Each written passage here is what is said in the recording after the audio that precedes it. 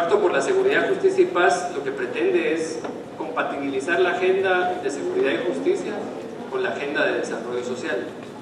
Y este esfuerzo no puede tener ningún resultado positivo si las personas, y muy particularmente empresas serias.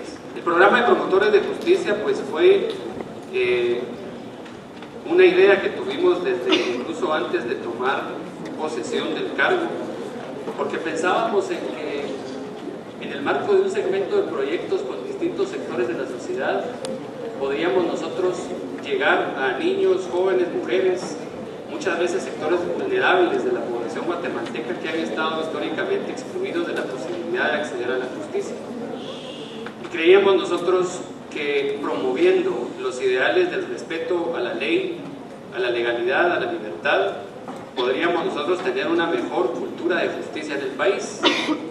Y estamos convencidos más que nunca que la única forma para arraigar el respeto a la autoridad, el respeto a la ley y devolver la credibilidad de manera progresiva a las autoridades del sector justicia es precisamente apostándole a la inversión educativa y cultural en nuestros niños.